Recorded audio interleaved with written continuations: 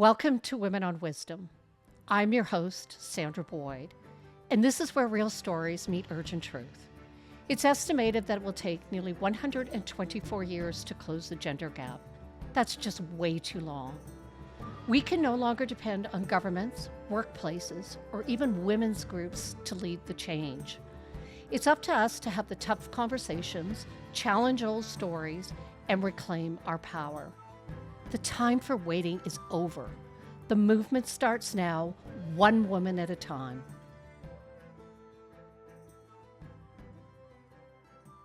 Welcome to this episode of Women on Wisdom. I'm your host, Sandra Boyd. Today we're tackling a critical and often taboo subject, menopause, and its impact that it has on women in the workplace. Let me pose a tough question. What if there was a condition affecting 75 to 85% of the population between the ages of 45 and 55? And what if this condition caused 1 in 5 of those people to consider leaving the workplace altogether? There is a condition. It's called menopause. And research from the Mayo Clinic and other respected institutions reveals that menopause has significantly impacted women's careers and their emotional well-being. However, this topic remains largely unaddressed in the workplace, and women often lack the support they need during this transition. So today, I'm really excited to welcome Dr. Nadine Cyr, naturopathic doctor and leading expert in women's health. Stay with us as we redefine the narrative around menopause and advocate for change that is not just necessary, but long overdue. Hello, welcome, Dr. Nadine. I am so happy and thrilled to be having this conversation because it is so important. So welcome to the show, Women on Wisdom. Thank you for having me. I think I'm just as excited, if not more, to be talking with you today. So thank you. Oh, wow. Lovely. As you know, we are just launching the Bridging the Gap movement. And one of the things that I decided, and I think it's really important to help create understanding of why we're doing this and why it's important for women to start becoming more aware that equality is 123 years away, which means multiple generations, is I want to start the show with some facts and stats and data and all the fun stuff that we don't like, but it's really important to establish that that guideline, that grounding. And there's a report that just came out from McKinsey's Health Institute. It was just released October 2025, so it's fresh off the press. And they state that Canadian women spend 24% more in poor health than men do. And this really impacts their ability to be productive and be present both at home and in the workplace and in the community, but it also impacts their earning potential. And if we were able to address the, the inequity of 24% between men and women, then this would actually, first of all, be thrilling for millions of women around the world to have better health care and be in better health.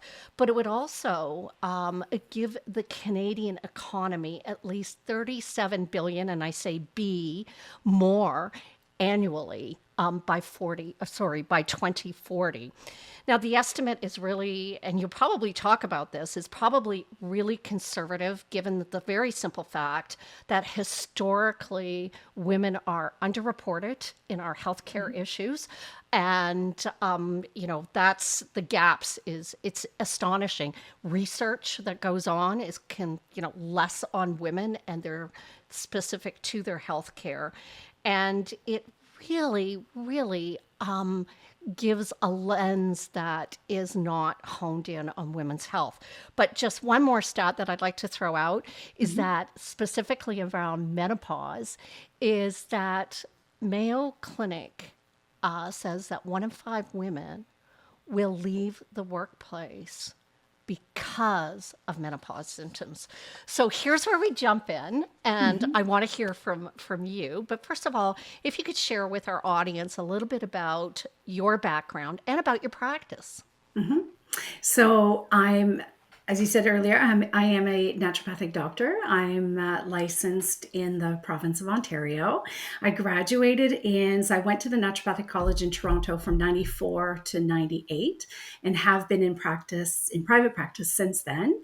And also part of my practice was also being a medical advisor. I've worked with a couple of professional supplement companies.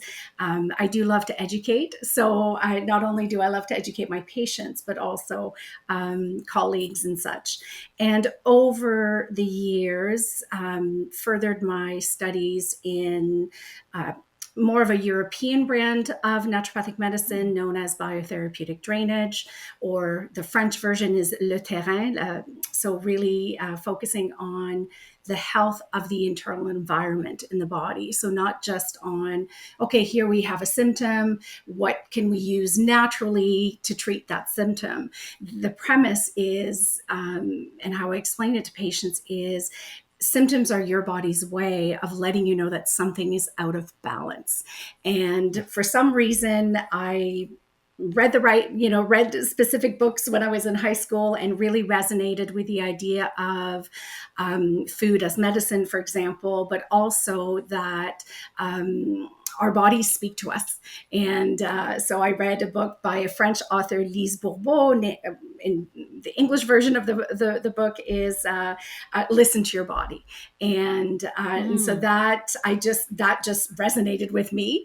And but at the time in high school, did not realize that naturopathic medicine existed as a profession. So we'll skip all of that and bring it to the present time. And so in addition to that terrain medicine, biotherapeutic drainage, that I really deeply resonated with because it just made so much sense to me. So if your internal environment is let's just say more toxic and not healthy to acidic, how are you going to be healthy? And how are you going to be able to absorb all your fancy supplements and vitamins that you're taking if they can't reach the cell, essentially? And then fast forward a few years to 2019 or so, then I trained in the polyvagal theory. Well, then it just all came together. and the premise of the polyvagal theory is that the nervous system is really at the root of our lived experiences. So for me, what made sense was, well, so if you can think of a tree with a root system and soil, and within that root system is really our internal chemistry and also the health of our nervous system. And we will come back to that as we're talking about menopause and how, what's in our soil, if I can quote unquote say that in our soil, nervous system and internal chemistry, that will have a huge impact on how we're going to experience menopause, and we're going to experience perimenopause and menopause as well. So I feel like all this information that we're receiving now about menopause has, is coming at us fast and furious, and finally, everybody's starting to pay attention.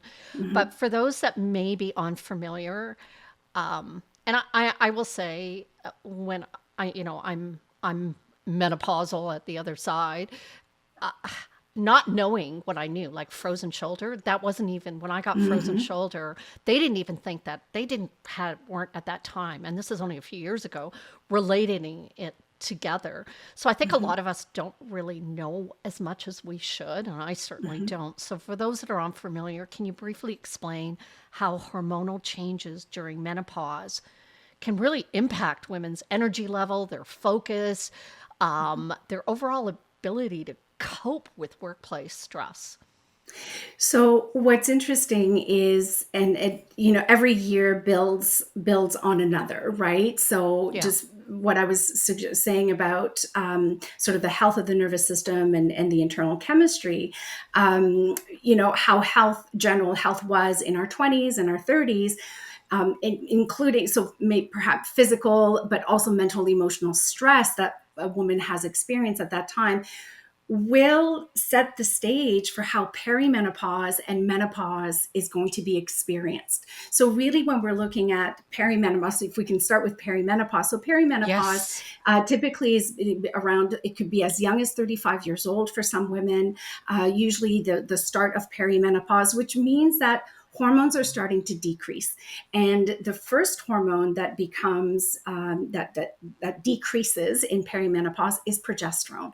And I can talk a little bit about neurotransmitters and so on and so forth, that are connected to hormones and brain chemistry and mood and all of that. So typically, progesterone is the first hormone that will become deficient. So really what menopause is hormone deficiency, is let's call it what it Yes. is. Okay. But it's not, it doesn't sit on its own, because hormones, I always explain to patients, everything is connected in the body. So when there's something that goes out of balance somewhere in a system, other systems are going to feel it. So do you want me to share some of the typical symptoms of progesterone deficiency Yeah. and then You estrogen know, deficiency? Okay. and also, while you're doing that, and I think it's really important, all you young women out there, this is not an old woman's issue. It starts as young as 35. It And actually, yes. some, with the way things are changing in our bodies and environment and all that, there are even some studies are saying it's starting earlier. What they're seeing is it's starting Absolutely. earlier. So if you could talk to us more about that, but also what are some of the signs of that your patients that indicate a connection between perimenopause, menopause, and increased workplace burnout? So as I was mentioning, in perimenopause, really the first hormone to become deficient, if I can say it that way, is progesterone. And progesterone, it is akin to our calming neurotransmitters, GABA specifically. So when there's sufficient amount of progesterone in our bodies, there's a sense of calmness. Yes, of course, we're going to have day-to-day stress and respond to stress and so on and so forth. But there's an overall sense of like, okay, I can handle this, right? We typically, the quality of our sleep is pretty good as well. And our menstrual cycles in Yes. perimenopause, we still actually have a regular menstrual cycle. The one shift that happens is that it shortens, meaning that the time between first day of a period and then the next day one of the next period shortens. So if a cycle is around 25 days, for example, I will always explore, okay, what other, because this is a classic sign of progesterone deficiency. So what are potentially some other signs that are present, and sleep disruption being one of them. So again, if we think of progesterone as our calming hormone, then anxiety is going to be more present. So that can be difficulty falling asleep at night because the mind is on overdrive, right? So, and then there can also waking or not sleeping as deeply as well. And then the period itself might be impacted by that. So a heavier flow, or bleeding in between periods or just before a period. So there are some real physical symptoms that appear with that. And as progesterone is dropping, then we can also, many women will experience what we call estrogen dominance symptoms, such as bloating, abdominal weight gain, breast tenderness, breast Oh, this is swelling, so much headaches. fun. Yes, it's so much fun. So it's interesting, and we'll talk. I'm sure we'll talk more about this. But you did, one of the key things, and I think what I feel is my mission in my menopause now. So I'm almost there. I'm almost there. Is to help empower women in their knowledge of their own physiology. Because when you're not going crazy, you're not making things up, you actually recognize, okay, my body is doing this is why.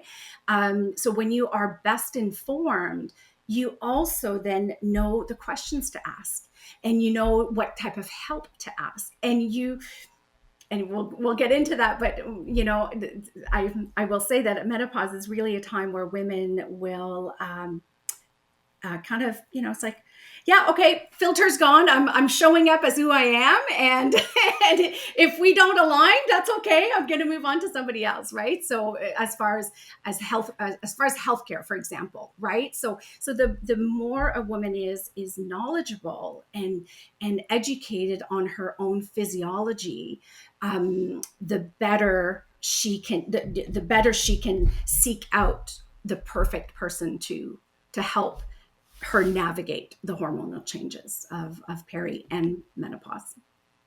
I hope you're really enjoying this episode of Women on Wisdom. We are sponsored by TalentWise Collective. And my question for you today is, what's your organization doing to drive the equitable change we desperately need? TalentWise Collective supports organizations to empower their employees with services and programs such as coaching and transformative workshops and my interactive talk, Bridging the Gap, which is designed for immediate and impactful action. And please, let's not forget about the upcoming International Women's Day 2026. It's just around the corner, and it's the perfect time to invest in your leaders and your employees. Reach out to Connect TWC at talentwisecollective.com. That's Connect TWC at talentwisecollective.com. Let's build a truly equitable future together. That's it's incredible what goes on in one body in a lifetime, and really how little we know about it. And luckily, this information is changing, and we can only hope that the next generation is more and more informed.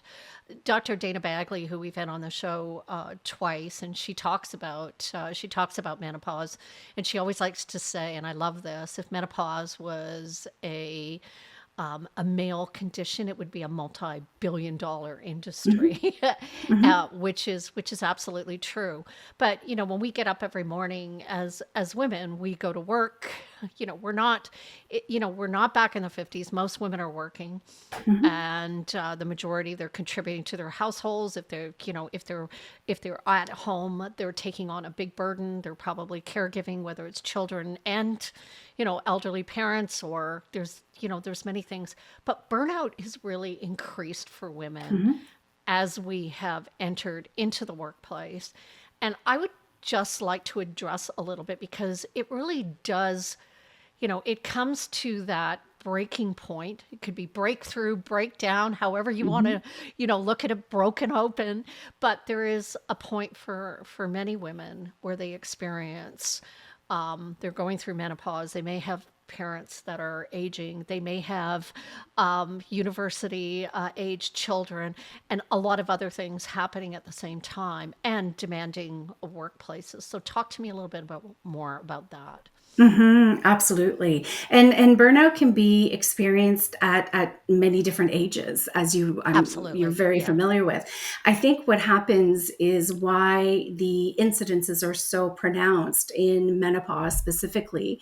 I think the beginnings start in perimenopause.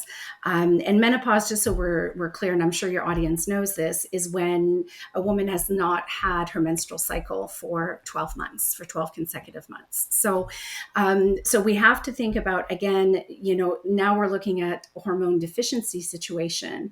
And that means that our stress hormone is also very vulnerable to our progesterone and estrogen deficiencies. So if a woman's sort of work history, for example, has been, persevering, pushing through, doing the caregiving, raising the 3 kids, walking the 2 dogs, and so on and so forth, right? In addition to being in full-time work, our poor little stress glands, our adrenal glands that sit on top of our kidneys, they're the ones responsible for, okay, well, all right, there's a lot of stress on board. Let me give you more cortisol.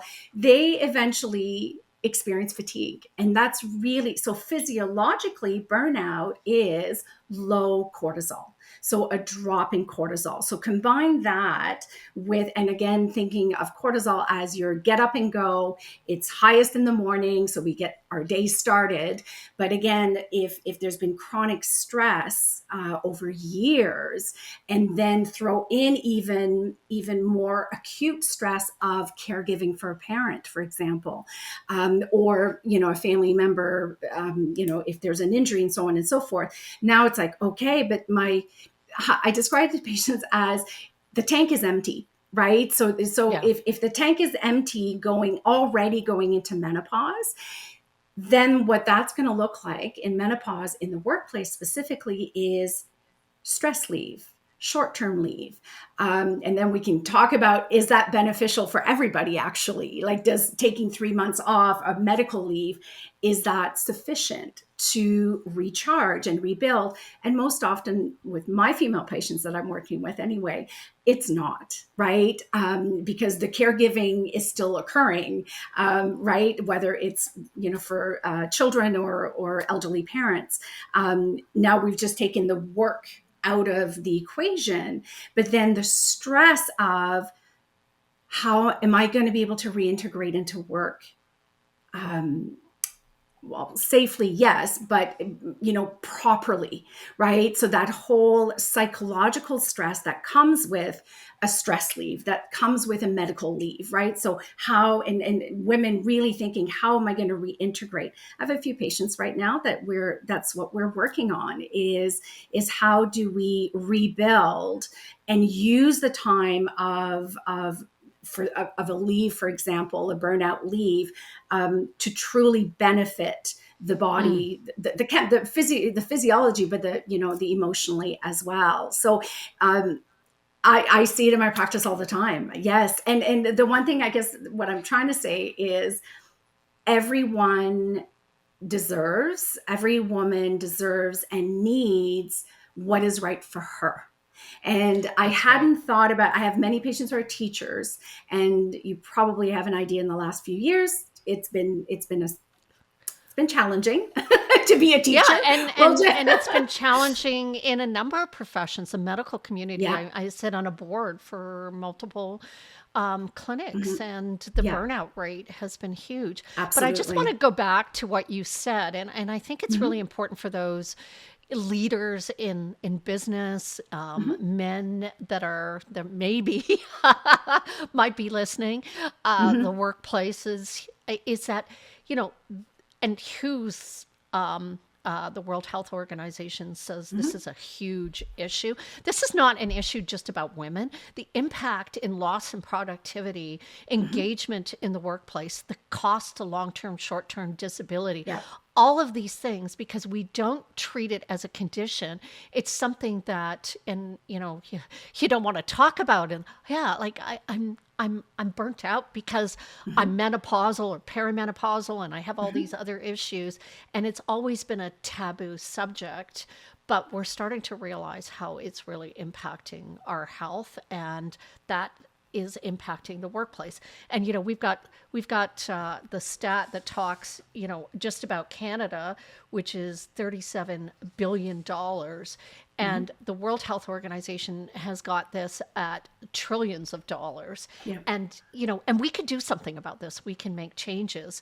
But I'd like to the next question is, I'd like to talk about lifestyle factors such as diet, exercise, sleep habits that can help support women and mitigate those hormonal impacts in menopause and reduce their vulnerability to burnout. And I just think, even if you don't have burnout, you still want to maintain your energy. You still want to feel good about your body. You still want your energy. You still want to be calm. So what are some of the things that we can do? Absolutely. The way I say it is, we cannot have optimal health without optimal sleep. So for me, sleep is a non-negotiable. For if you want to reset your chemistry, if you want to reset your physiology and your mental emotional state, sleep is at the core of that. And again, the busy bees and, it's like, right, like burning candles at the candle at both ends and so on and so forth. That Like, would be well, me. right. So sleep's going to take a back seat. And unfortunately, I'm going to say to you this way. So when I'm working with a woman who, has been under chronic stress for years, is showing the signs of burnout, fatigue, is perimenopausal or perhaps even menopausal. When, because I ask about sleep and sleep quality, I ask that of every patient. And when a patient is able to say, or when they're saying that, well, thank goodness my sleep is actually pretty good. That for me is exceptionally reassuring, because it's like, okay, so we're not fully burnt out yet. So there's still a little bit of simmer in there. So we can actually, continue to support the body that way. So a lot of people don't realize that, a lot of adults anyway, don't recognize or realize that we need a minimum of 7.5 hours of sleep. And yes, there are exceptions to that rule. So really, and what's interesting, there are two little things that that I'm noticing in many people is the telephones in the bedrooms. Well, I Yep. need it for my alarm. It's like, okay, well, can you put it on airplane mode, right? So where we've got to remember that the human body is electrical, and so wearing a nice fancy watch that keeps track of all of your stats is going to impact your electromagnetic field. Oh my God! So And look at me. yeah, I've always had a watch. I track no, but one of those, everything. one of those fancy Apple watches, and right, that That's what capture this all of your is. data. Yeah. Oh, So anyway, all so my I data. invite Oh, patients. It's really funny. I do invite patients to actually do a trial, right? So where sleep is a concern, whether it's the quality of the sleep or whether it's just I wake up at 4, I'm wide awake, I could go answer an email. By the way, that's often a sign of cortisol spiking too early, right? So then there's excess stress in the body. So mm. anyway, so I do invite patients to do a little trial and gather some data for themselves, and take the watch off for 7 to 10 days, and Really? see, yeah, Okay, and see. I'm actually gonna do this. I'm gonna do Okay, it, okay, and I'm gonna track it. I okay, journal every morning, so as of wonderful. tomorrow morning, I will not wear my watch, and Okay. I'll try it for You 10 can wear it during days. the day, but it's just the nighttime piece, right? So Oh, okay, yeah, okay. it's the night. I mean, ideally it's not at all, but anyway, but it's the nighttime that's actually most important. So anyway, so just to go back to the sleep piece. And what's interesting is also different times of waking. For example, if we're waking through the night, um, even though people don't like to look at the time of waking, it can give us some really helpful information. So we can see, is it a melatonin deficiency? Is it a cortisol spike that's spiking too early, excuse me? And then there's a whole Chinese medicine perspective to waking in the middle of the night. So that can let us know if the liver needs a little bit of support, and so on and so forth. So if there's only one lifestyle strategy that you feel that you're able to take on, for example, then I always recommend that it is sleep, and everything surrounding sleep, as we were talking about a watch or the cell phone or using a red screen, if you're reading an iPad, or a Kindle, for example. So the blue light will impact melatonin production. And so sleep, absolutely, sleep is the first and foremost. Secondly would be, second and third is really food and movement. And Okay. again, my approach is, um, I like to set patients up for success. And what I mean by that is, we're going to do things that you feel you're able to implement. I I will it's very rare that I'm like, okay, you go home for the next 2 weeks and avoid gluten, dairy, sugar, carbs, right? And consume 100 grams of protein in a day, right? Like, Yeah. that's not feasible. That's not. So the idea is, okay. And again, people don't have to write out a food diary to know this. Simply ask the question, or ask yourself the question: what am I with regards to foods, for example? What am I overeating right now that I know, number one, doesn't make me feel great? I know that I'm emotionally eating that food. What is that one food? So because I've thought about this, I'm like, if Sandra asked me what would be the one food to avoid,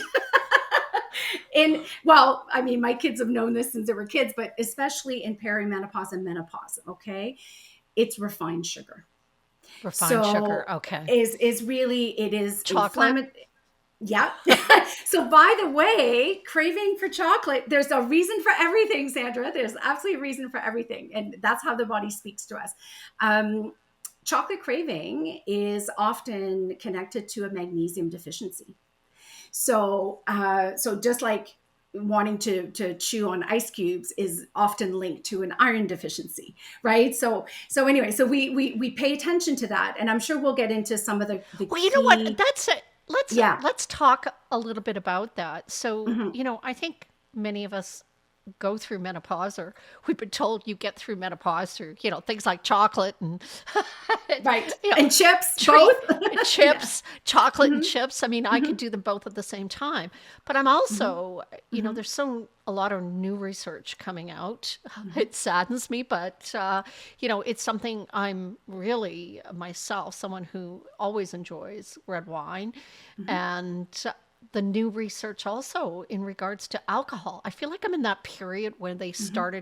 the research started coming out about smoking, and everybody went, oh my God, Right. like, we got to stop smoking. I feel like we're Right. in this time right Hmm. now Hmm. because the new research on, wine, alcohol in general, and Hmm. how it impacts our bodies, both men and women, but especially when women are going through menopause. Do you want to say? I know it's a touchy subject right now for a lot of us. It I'm is. certainly, it's changed my mind. Right. The toxins, all that. Where I'm starting to rethink, and as are a Hmm. lot of my friends. Oh, Hmm. we need to. This may I be mean, something we have to cut out. there are so many layers to that, I will say, Yeah, which we yeah. don't have time to cover today. No. But really, we now know that alcohol turns into a toxin, into a poison once it's ingested. But when you think about, well, what does it impact? What systems does it impact? Obviously, the liver.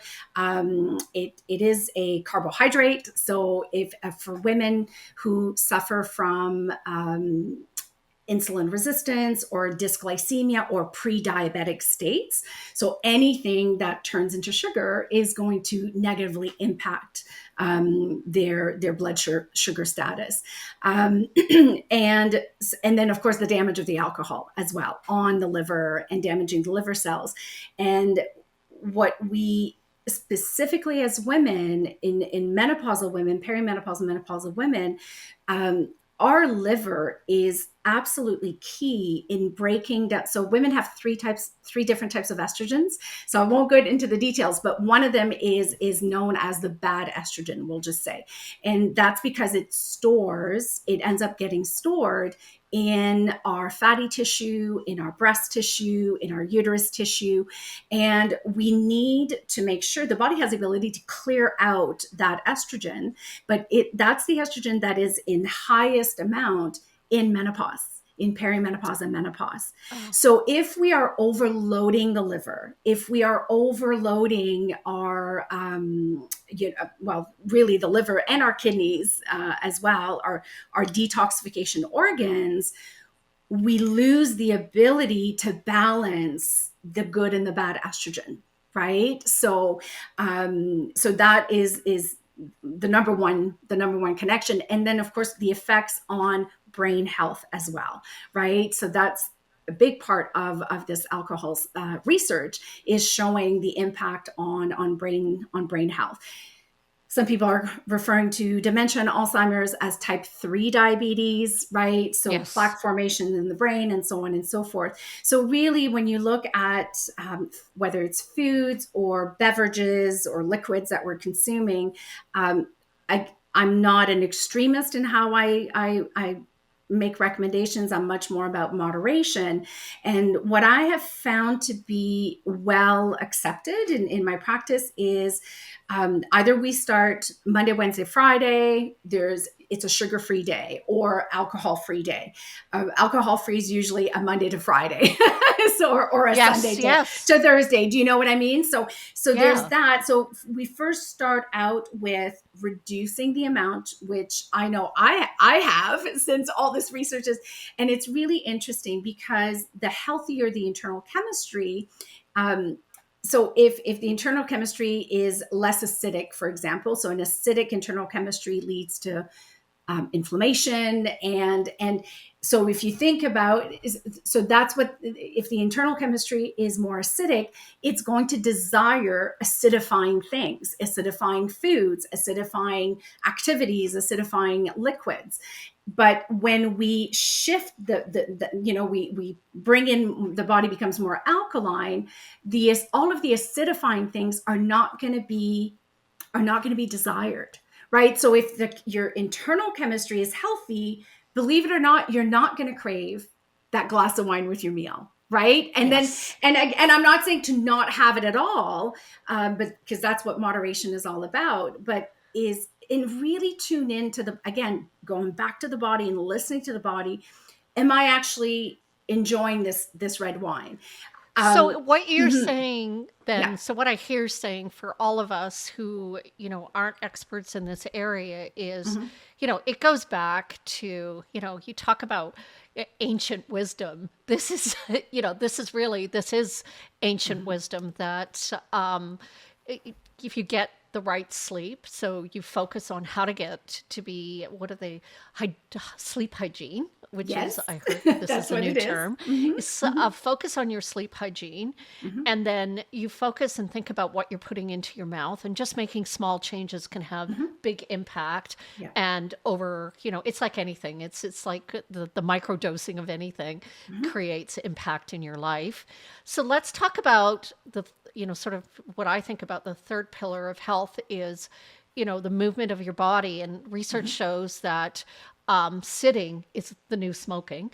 and adds detrimental to your health. And that's probably something that many of us who work from home or just work, period, we're sitting in front of. Now we're not up moving, going from appointment to appointment. We're just sitting here going from appointment to appointment and Mhm. doing the things.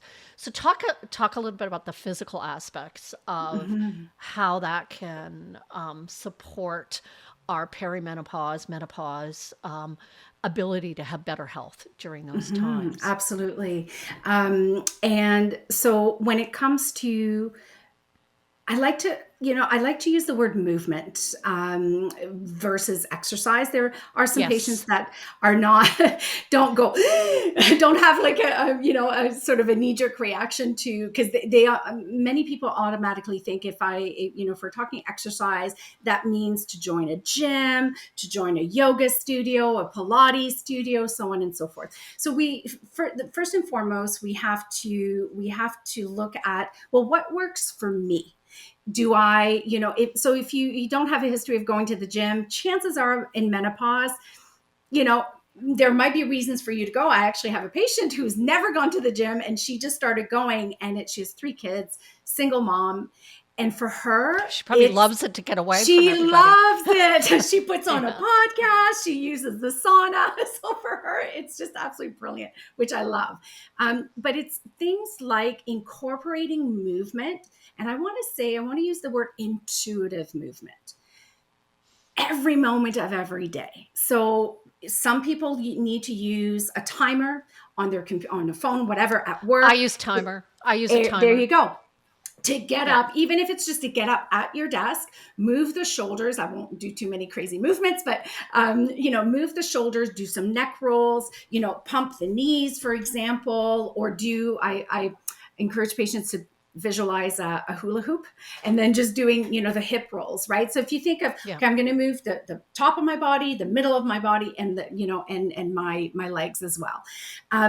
That takes discipline, but our bodies are designed to be in motion. And if you kind of, if I can say it this way, if you force yourself, if you commit yourself for a good 7 to 10 days, it's like, okay, it's like drinking water, right? So having, 2.5 liters of water a day, right? Most of us don't consume that. So we have to kind of retrain the body into doing that. So it's the same with movement.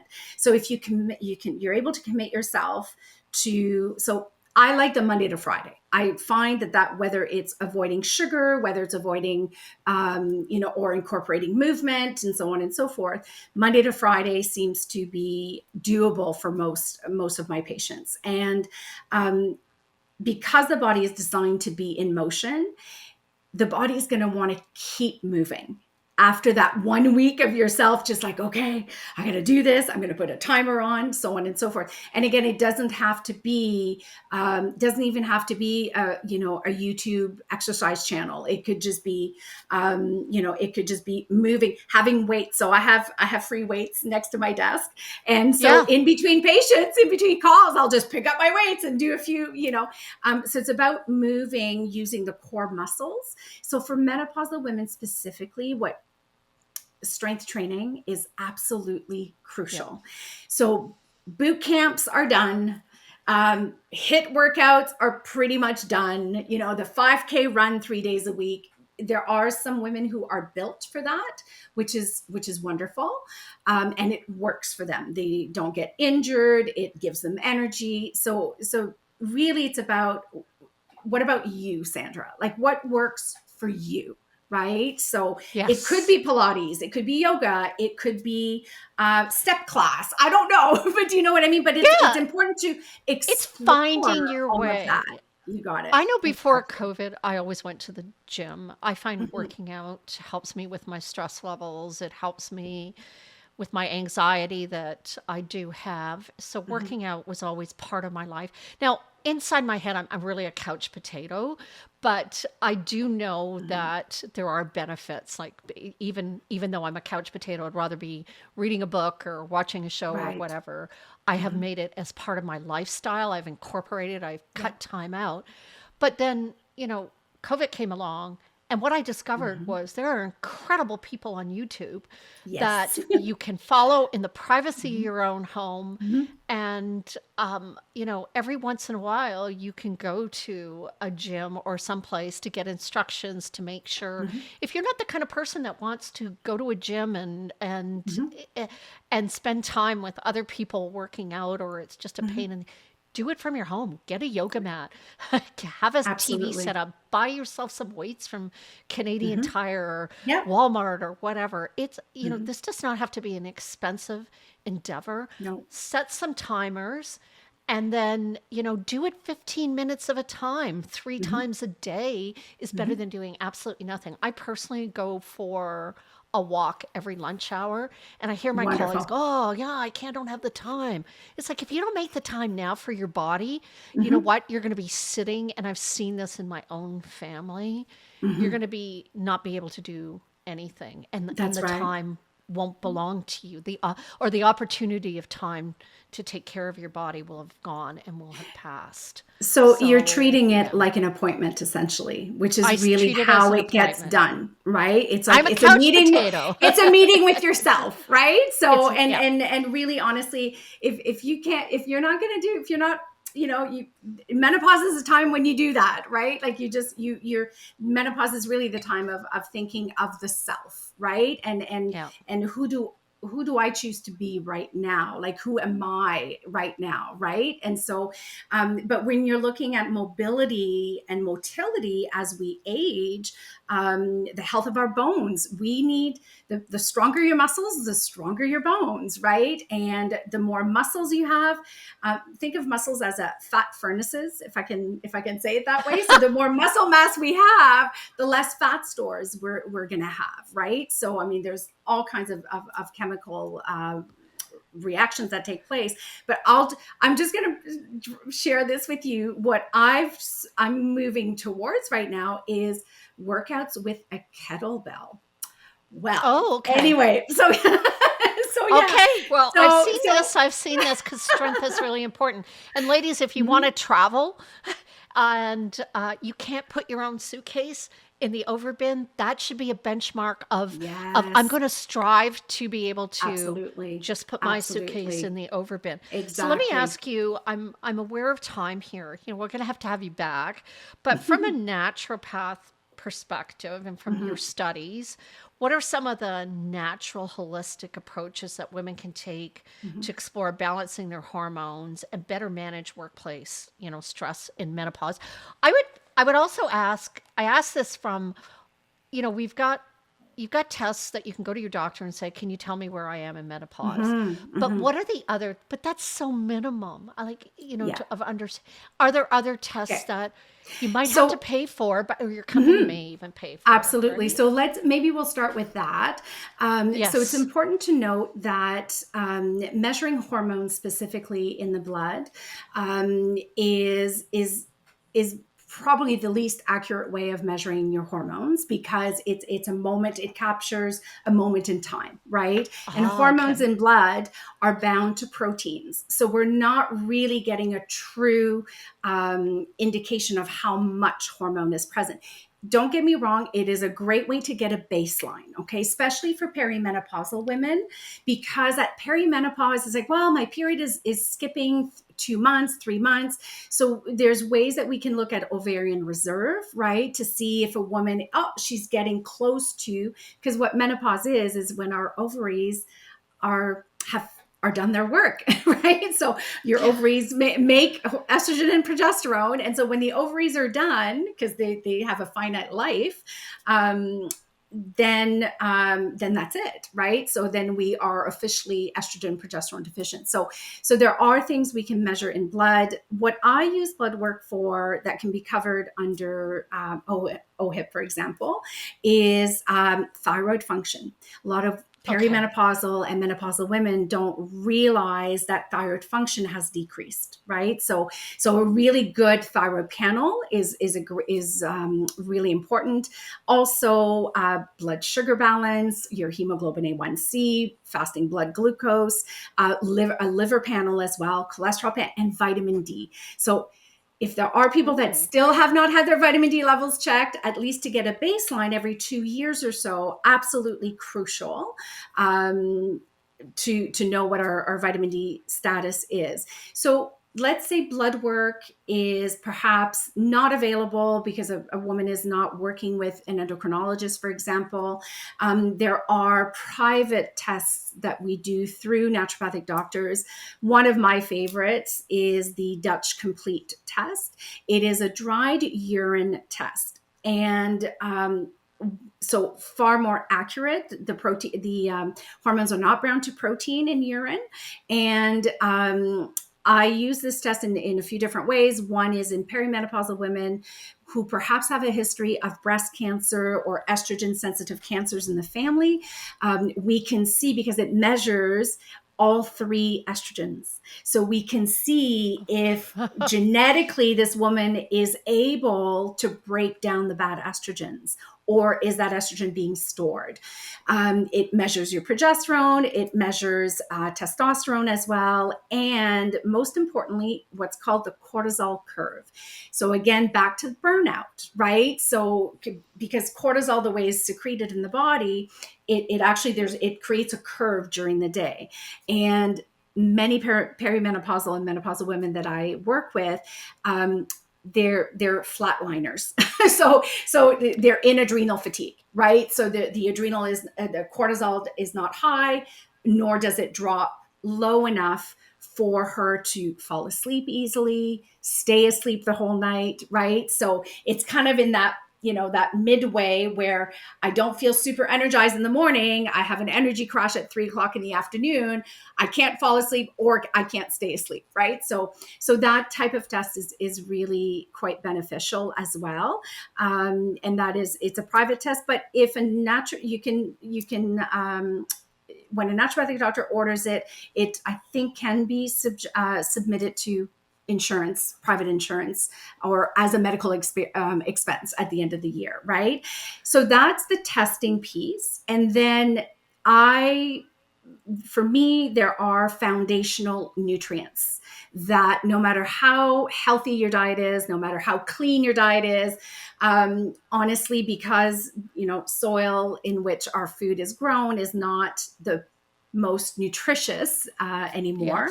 Yes. So those foundational, especially in perimenopausal and in menopausal women, a really good B complex. We need B vitamins to break down estrogens, to support liver function, to feed the brain. B12 deficiency is directly connected to dementia and Alzheimer's. So again, setting the stage for having those key nutrients present for ourselves, right? So B And what about vitamins, going to get yeah. the shots, the vitamin B shot? I've Yeah, done it that. depends on who gives it. So Okay. B vitamins are quite interesting because there are different forms of them. So most medical doctors that I know that do injectables will use cyanocobalamin, which the body has to turn into a usable form of B12. But with a naturopathic doctor, nurse practitioner, typically it's a methylcobalamin that's used as an injection. But again, you always want to make sure that B vitamins are all taken together because they work synergistically with one another. So you don't want to end up Okay. with such high B12 and then not enough folate or not enough B6, right? Got So a it. really good quality B complex, vitamin D, absolutely vitamin D, even in the summer for most patients. Vitamin C, incredibly important for adrenal health, adrenal status, and magnesium. We're all deficient in Magnesium. magnesium. Yes. So you Okay, mentioned that's chocolate one earlier, I don't, yeah. Oh right? yeah, So, yeah. So, so magnesium is over 80% of Americans, the data was or has been that over 80% of Americans are deficient in magnesium. And so a magnesium deficiency, the number one thing is that we notice in the body is restlessness, muscle cramping, twitching, so eyelid twitching, and magnesium is really important for blood sugar regulation as well. okay. And so if there's a chocolate craving, like a pretty consistent chocolate craving, pretty safe to say that there's probably a magnesium I'll deficiency. be walking to the drugstore to get my To magnesium a health today. I food have store, Sandra, a health food the store. health food store. That's Yes. right. So we have I have the last question, which women on wisdom. So what is your wisdom that you would like to share with women who are experiencing menopause symptoms or Mm-hmm. perimenopause symptoms and workplace burnout, Mm-hmm. and where they can go to find more information for support. We're going to put all of your information in the links. Sure. We'll put links below. Sure. And Yeah. like honestly, if you have benefits, it is really time to start using our benefits because most people Yeah. don't. Benefits are That's not right. used up. That's right. It's Yes. No, so absolutely. That's very so true. that would be Absolutely. my wisdom for the day. That would be I'm going before you Yeah. is Mm-hmm. use your benefits, ladies. That's it. Use them till they're full. Get those That's it. massages. Yep. Do all of the things, go to a Mm-hmm. naturopath. Mm-hmm. Yeah. So anyways, that's my Mm-hmm. wisdom for the day. So share your wisdom about this So topic. my wisdom, I'll answer in two parts if I may. Number one is again listening to the body. Like your body is speaking, and so just even if the first step is to make notes and to not judge what you're feeling and what you're Oh, experiencing, but to really like, okay, I'm going to do some data collection essentially, right? So I'm going to sit, I'm going to just journal for about a week or so, my physical symptoms, my mental, emotional symptoms, and for some women, menopause can be, a spiritual transition as well, right? So just do some data gathering, and if your healthcare worker is not on the same page, because for me, menopause is all about alignment and recognizing what no longer serves in our life. And to me, what that means, what no longer serves is this, am I still in alignment with this? Am I still in alignment with this person or this activity, and so on and so forth? So the idea of gathering and sharing with your healthcare provider, and if you're not on the same page, it's okay to explore what other options there are. There are many practitioners now that specialize in menopausal women. So it's okay that that he or she's been your doctor since you were 16. But if so, to honor your needs is without judgment, right? And what I'm just going to leave with this, and it's a quote by Brene Brown when she's done a lot of work on vulnerability, as you know, and so I'm applying it because when I read the quote, I'm like, so one of the courses that I've created was a midlife reset boot camp. Anyway, so I share that with the participants. And for me, so Brene Brown refers to vulnerability, but I use menopause as it's a time to let go of what you think you should be and really embracing who you are. So I love that, because we do start thinking about our lives differently. Nadine, I want to say thank you so much. I think this is a journey that is just beginning, and I think there's so many layers, including postmenopause. There's three. There's perimenopause, there's menopause, and there's postmenopause. Yes, that's right. And so I would say I'd love to have you back on the show, and thank you so much for your knowledge and your wisdom today. Thank you, Sandra. I love it. Thank you for doing what you do. This is important.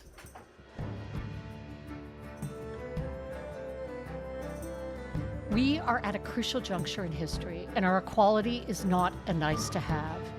It is now beyond negotiation. This is our future, our fight.